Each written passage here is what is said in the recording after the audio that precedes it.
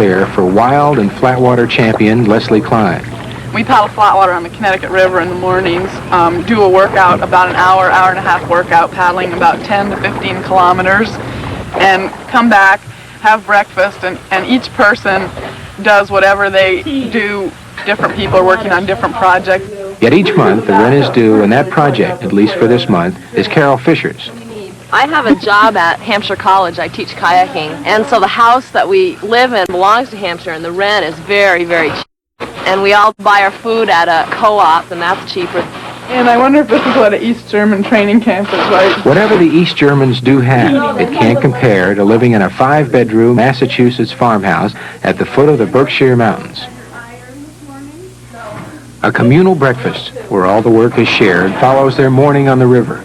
And today's chef can rest assured that he won't get stuck washing the dishes. He's two-time Olympian Angus Morrison, a top prospect to lead the U.S. canoe team to Moscow. Doormat Morrison. Angus, if you do the dishes, I'll make you more Play-Doh. How do you like that? Ann Turner is America's top teamboat paddler. She's raced a kayak since she was a youngster, and she still tests her skills daily against her brother Brent. All right. Good deal for everybody. American kayak champion Leslie Klein and wild water racer Carol Fisher round out the animal farm. That was fun in Florida. Well, you can't call out. A craftsman in and out of the kitchen, Angus makes a modest income building canoes and kayaks. I generally build my own boats because I feel I can build a superior boat. The finest factory boats cost about $1,500, but with some time and effort you can build your own boat for under $100 probably. So this is sort of a standard, simple cruising whitewater boat, and I would sell something like this for between $250 and $300. I support myself on a very shoestring budget, but I do make some money building boats, and during the winters I'll work part-time. Unfortunately, it's pretty difficult to work full-time and train properly.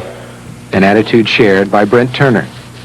Sometimes it cuts it pretty close, but I've been able to do it so far. In the fall and the winter, I try to work 3/4 of the time or half time so that by the time the spring and summer comes around that I can train exclusively for kayak paddling and not have to worry about working at all.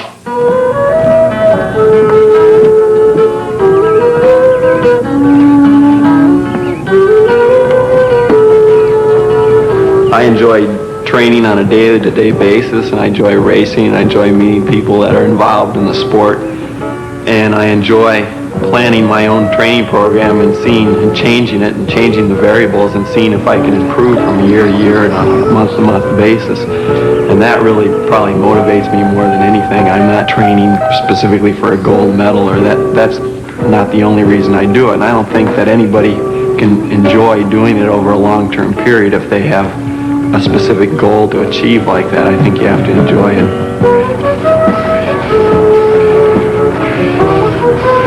I race because I'm good at it. I've always been a good athlete my whole life, and it's something that you can only do when you're young.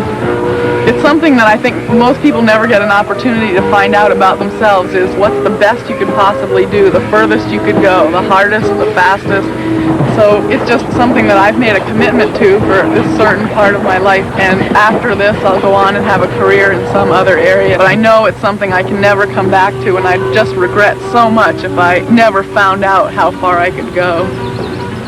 I've been an athlete probably since the age of 8, and for some reasons it seems strange for me not to be training hard or not to be competitively involved, but I really enjoy the actual training part of it. I like to work out. It's been fun, it's been enjoyable, and just to push yourself and see how good you can really be.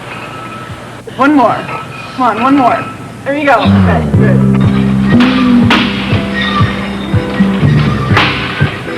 In the middle of the day, about 3 days a week, people lift weights up at Hampshire College. Different people are on different weight training programs.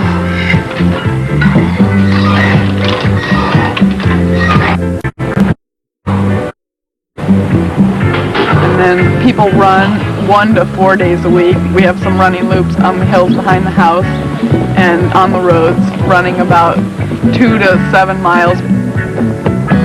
Brent's a real grinder when he goes out running.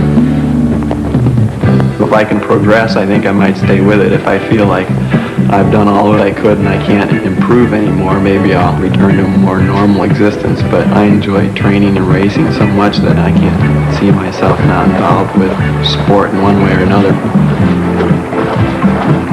In a racing kayak such as this, the boat itself is steered by a rudder that's controlled by a rudder stick that's in the underneath the front deck.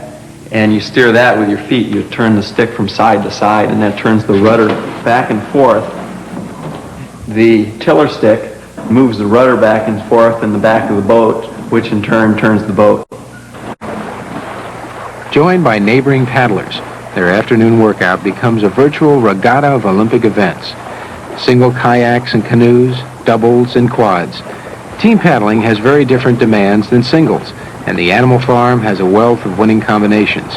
Good enough, they hope, to challenge the perennial champions from Eastern Europe. The best paddlers are all the Eastern Europeans, and they are 100% supported. And obviously, in a system where you can devote your time completely to your respective sport, you'll have the best results. I don't think I'd want something quite as totalitarian, but it certainly would be nice to have a little bit of financial support. I'm getting a little bit older now, so you have to start planning ahead a little bit. It's very hard in the U.S. for someone to keep paddling that long just because of the difficulties of continuing the sport, a small sport like this. But an obscure Olympic sport has its own intangible rewards.